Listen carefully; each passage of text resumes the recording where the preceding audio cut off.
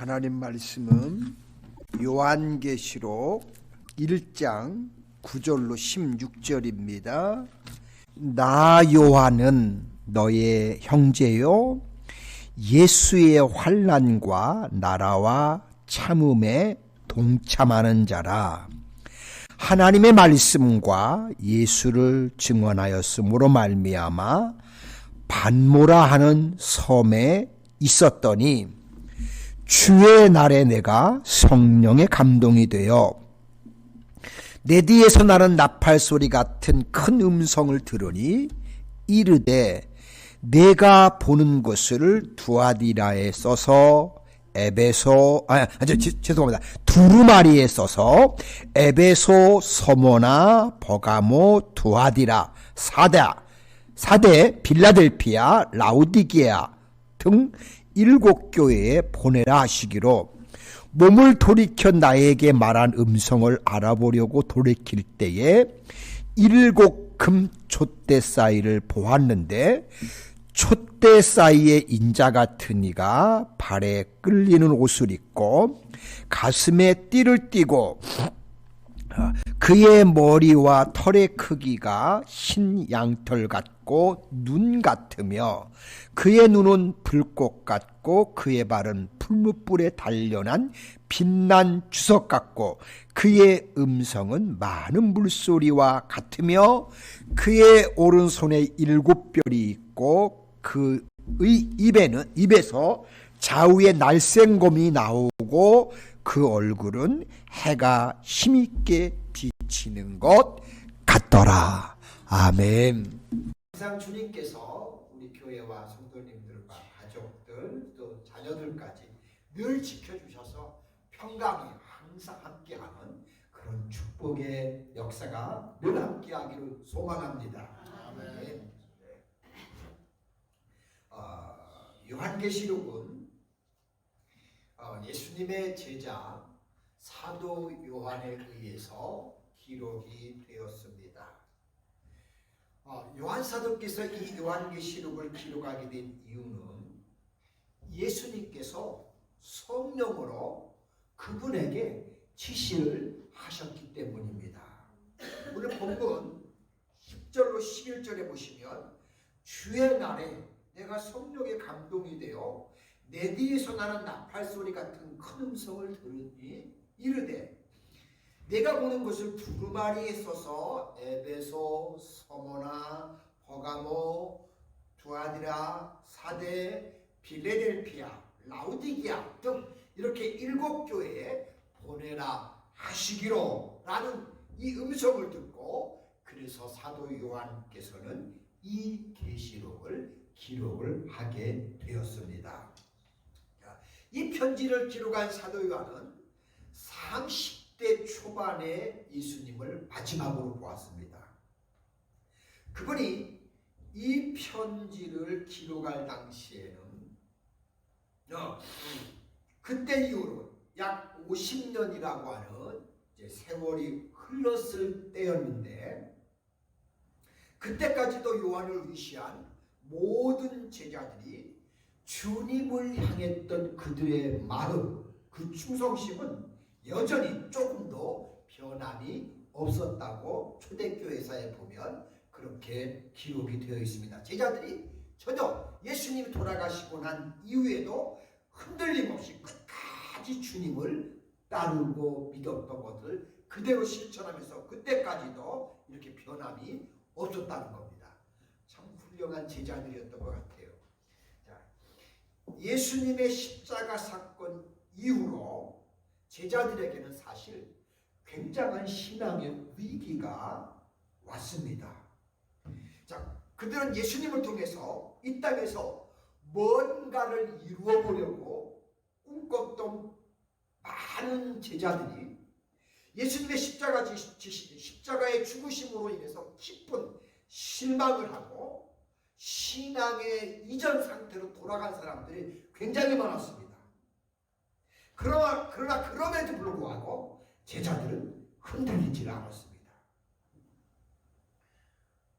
뿐만 아니라 갑자기 제자들이 다시 예루살렘에 모여들어서 오히려 그 주님을 증거하기 시작합니다. 그것은 왜 그러냐 하면 그들이 부활하신 주님을 다시 만났기 때문이었습니다. 여러분, 십자가는 기독교의 마지막이 절대 아닙니다. 주님은 죽음을 이기시고 다시 살아나 부활하셨고, 또 그렇기 때문에 그분은 지금도 여전히 살아 계신 것입니다. 바로 이 사실이 제자들로 하여금 말할 수 없는 박해와 역경과 환난 속에서도 그들이 목숨을 던질지언정 자기들의 사랑하는 주님을 배반하지 않고 끝까지 신앙의 길로 달려가게 한 것이었습니다.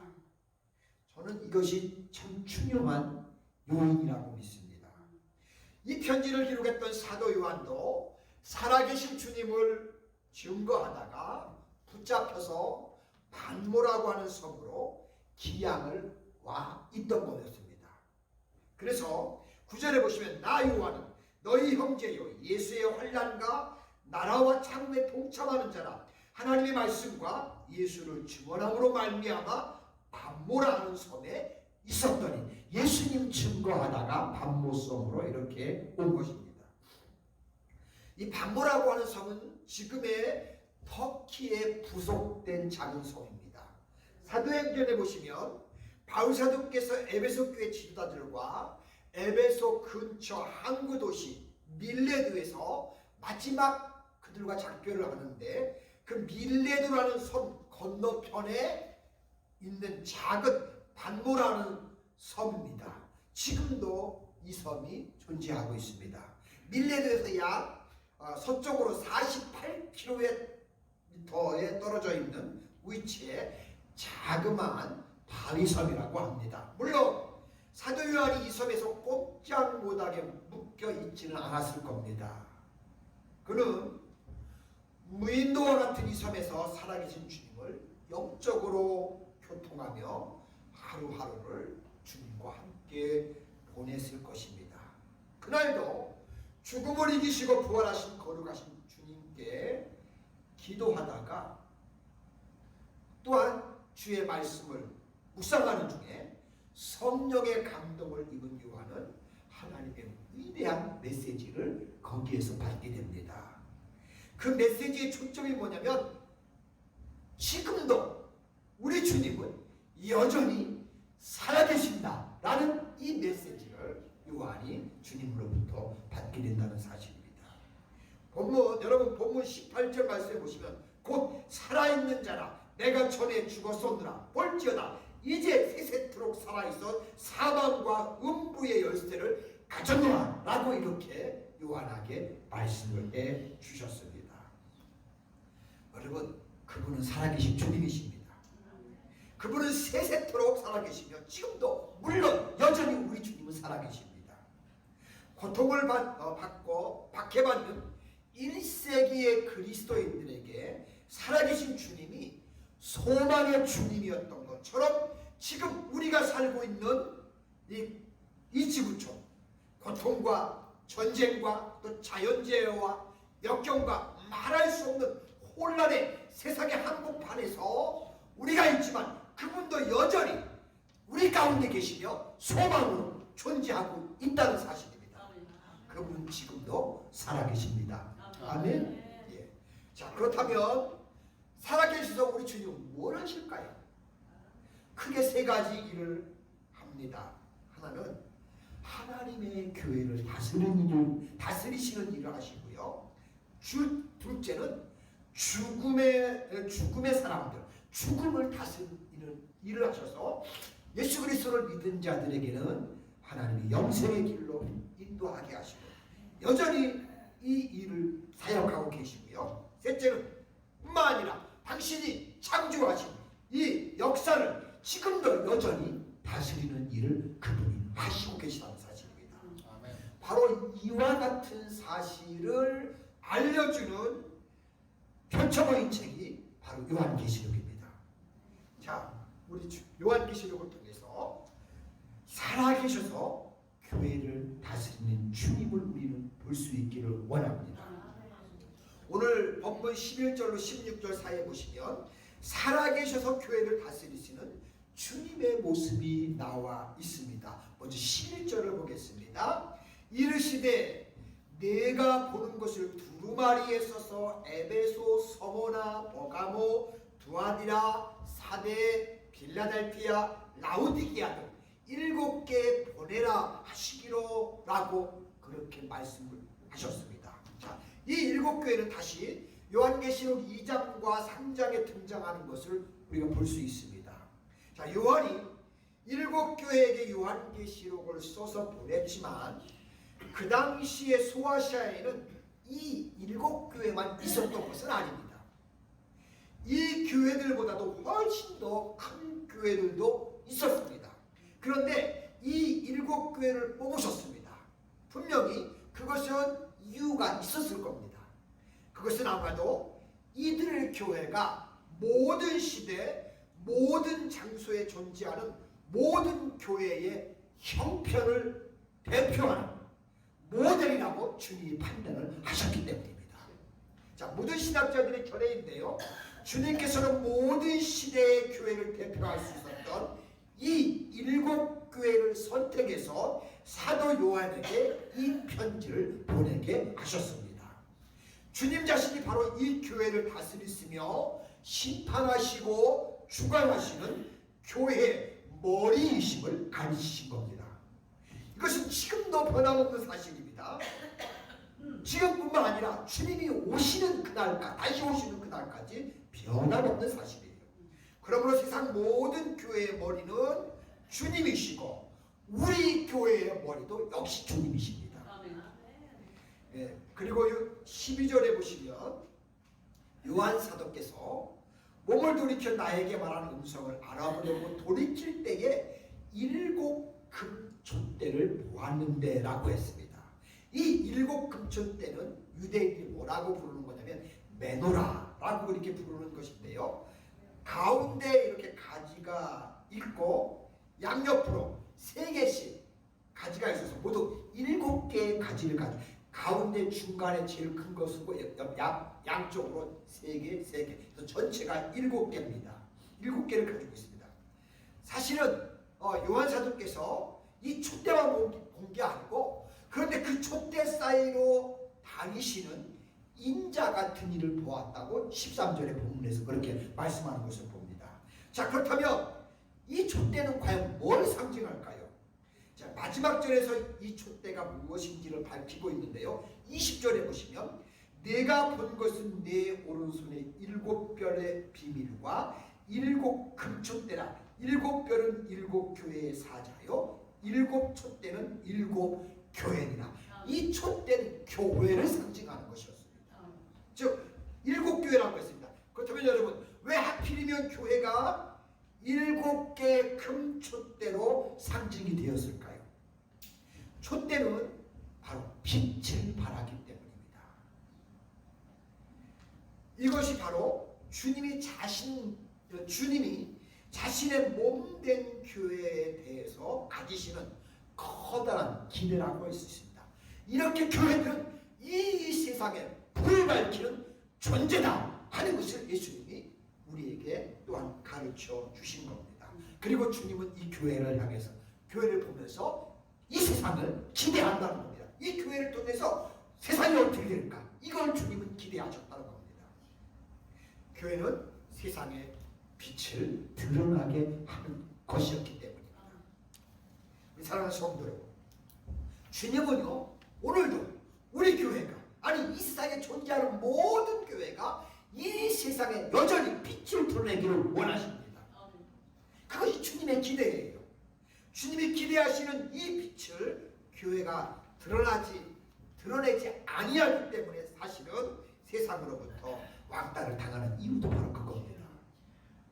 주님은 하나님의 메시지가 이 세상 속에 나타날 수 있도록 교회가 빛을 발해야 한다는 것이고, 그래서 살아계신 주님이 촛대 사이에 다니시면서 교회를 위해서 역사하시는 것입니다. 여전히 우리 하나님은 지금도 우리 교회를 이렇게 다니시면서 역사해 주시고 계십니다. 그러나 주님의 몸된 교회가 교회로서의 소명과 책임을 감당하지 못할 때 주님께서는 친히 그 교회를 새롭게 하시기 위해서 심판하시기도 하십니다. 그러므로 주님의 교회는 끊임없이 우리가 자꾸 새로워지려고 애써야 합니다. 그래서 루터가 뭐라고 말을 했냐면 교회는 계속해서 날마다 개혁되어야 한다. 개혁되어져야 한다. 라고 그렇게 루터는 이야기를 했습니다. 자, 예수님께서도 자신의 몸된 교회가 계속 깨끗한 물 입어서 계속 이 세상에 빛이 드러나기를 원하셨습니다. 우리 로스케르나 한인교회를 통해서 우리 주변이 계속 빛이 나기를 주님은 원하시고 계셔요. 주님은 오늘도 교회가 주님이 쓰시는 투명한 도구가 될 수 있도록 계속적으로 지속해서 교회가 개혁해 나가기를 바라고 계셔요. 로마서 12장 1절로 2절에 보시면 그러므로 형제들아 내가 하나님의 모든 자비하심으로 너희를 권하노니 너희 몸을 하나님이 기뻐하시는 거룩한 산 제사로 드리라. 이는 너희가 드릴 영적 예배니라. 너희는 이 시대를 본받지 말고 오직 마음을 새롭게 함으로 변화를 받아 하나님의 선하시고 기뻐하시고 온전하신 뜻이 무엇인지 분별하도록 하라. 라고 그래서 계속 이것을 우리에게 촉구하고 계시고 말씀하고 계신 겁니다. 여러분 안타깝게도 요즘의 교회가 잃어버린 권위를 다시 회복하는 길이 있다면 그것은 저는 성경의 가르침으로 늘 돌아가는 거라고 믿습니다. 저와 여러분 우리가 이 세상에 빛이 되기 위해서는 언제나 하나님 말씀 앞으로 돌아가야 합니다. 다른 데로 돌아가면 안 돼요. 세상으로 돌아가면 안 돼요.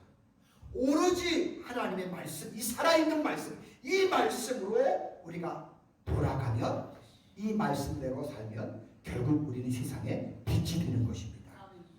여러분 주님은 세상의 빛을 드러내야 할 하나님의 중요한 도구로서 세움받은 이 교회들, 그래서 이 교회들을 주님은 주장하고 계시고 이 교회 속에 임재하 계시고 이 교회를 다스리는 분으로 계속 나타나 주시는 겁니다. 여러분 그렇다면 이 교회를 다스리는 주님의 모습은 과연 어떤 모습을 하고 계실까요? 오늘 본문 13절 16절에 보시면 이렇게 하고 계세요. 촛대 사이에 인자 같은 이가 발에 끌리는 옷을 입고 가슴에 금띠를 띠고 그의 머리와 털의 희기가 흰 양털 같고 눈 같으며 그의 눈은 불꽃 같고 그의 말은 풀무불에 단련한 빛난 주석 같고 그의 음성은 맑은 물소리와 같으며 그의 오른손에는 7별이 있고 그의 입에서 좌우에 날성감이 나오고 그 얼굴은 해가 힘있게 비치는 것 같더라. 여전히 우리의 주님의 모습은 교회를 향해서 지금도 동일하게 이 모습으로 우리의 교회를 지켜보고 이 땅의 교회들을 바라보고 계시다는 사실입니다. 자 그렇다면 여러분 이 영광스러운 모습을 한번 우리가 상상해 보십시오. 이 놀라운 주님께서 교회 가운데 다니시면서 이 교회를 지금도 다스리고 계시다고 하셨습니다. 지금도 주님께서는 여전히 우리 곁에서 우리와 함께 하시며 변함없이 역사하시고 주님이 이 땅에 다시 오시는 그날까지 우리들과 함께 하실 것입니다. 아멘? 아멘. 아멘. 그렇습니다. 뿐만 아니라 지금도 불꽃 같은 눈으로 모든 것을 살피시는 그분이 그 눈으로 나를 꿰뚫어 보실 겁니다. 그분 앞에서 사실 우리가 아무것도 뭘 숨길 수 있겠어요. 심지어 그분의 발은 풀무불에 단련한 빛난 주석 같다라고 했습니다. 우리가 사용하는 말 가운데 이런 말 있죠. 발로 밟아버려. 물론 이건 좋은 말은 아니죠. 그런데 이것은 성경에서 이것은 뭐냐면 승리자, 즉 정복자를 연상하게 하는 말입니다. 성경에서 이것은 사탄을 하나님이 발 아래 상하게 하시리라 라는 말씀이 나오는데 주님은 진정한 정복자고 주님은 진정한 승리자라는 표현이에요.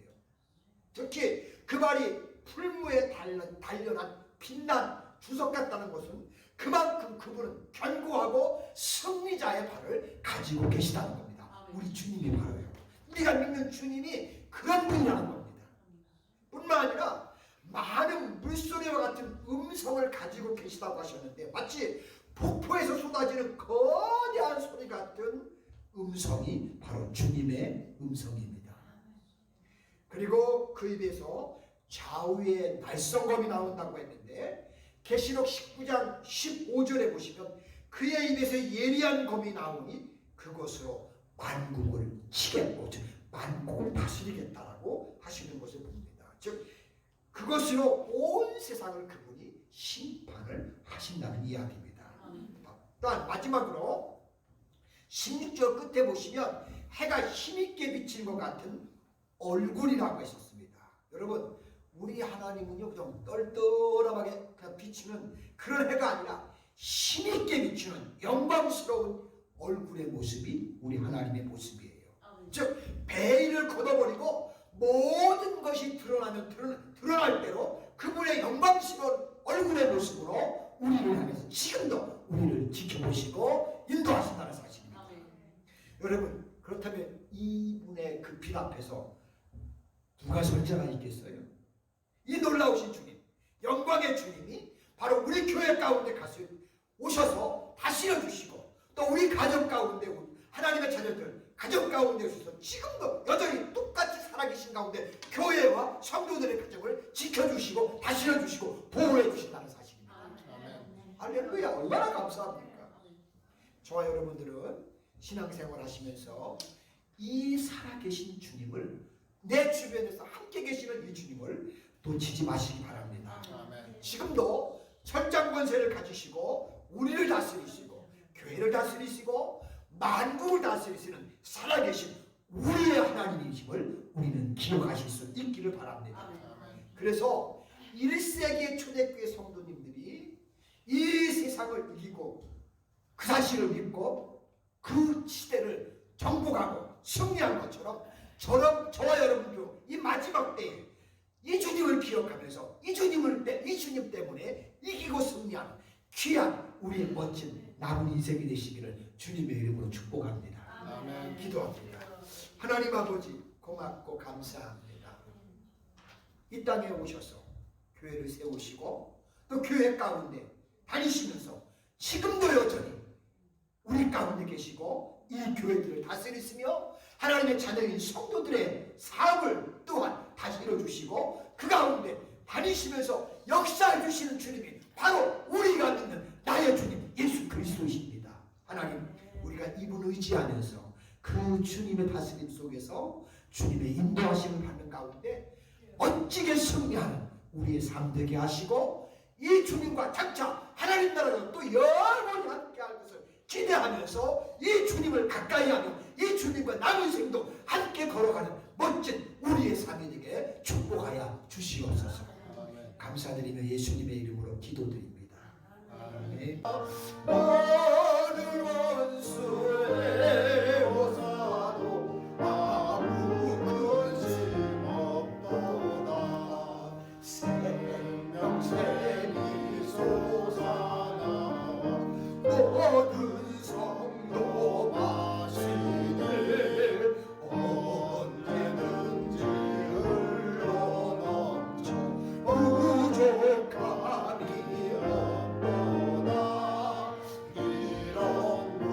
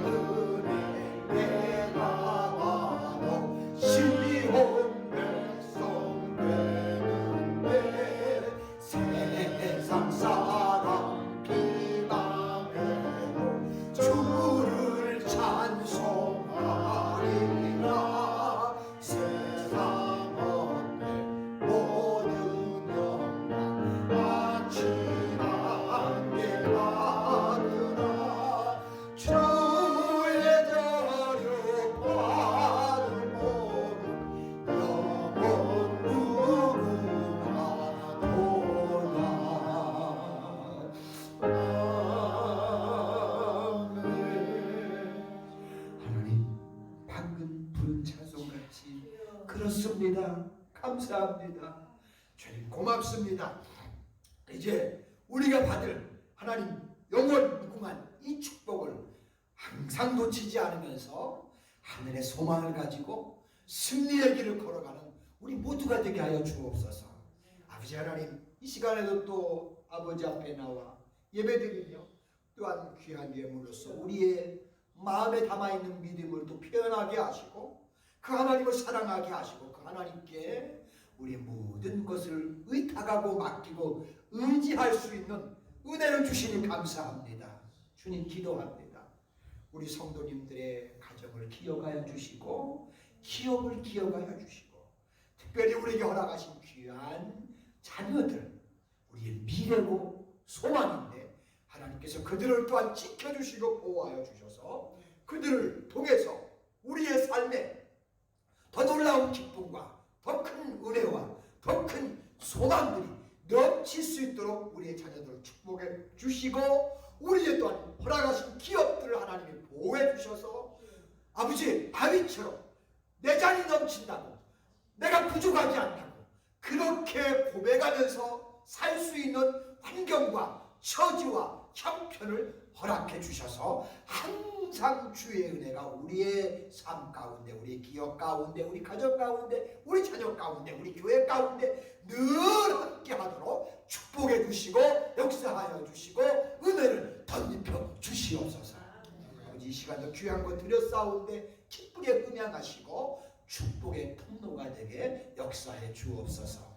예수님의 거룩하신 이름으로 기도드립니다. 아멘. 감사합니다. 이 교회 소식은요, 여러분 어쨌든 아직도 코로나는 존재하고 있습니다. 항상 조심하시고요. 또 이제 이렇게 계절이 바뀌어가는 환절기입니다. 건강에 또한 유의하시고 저희 교회와 또 우리 가정들의 평안, 교회의 부흥을 위해서도 여러분도 기도해 주시면 고맙고 감사하겠습니다. 또 다른 소식 있는가요? 없으시면 우리 570장 자리에서 일어나셔서 함께 부르시면서 또 축도의 예배를 마칠게요.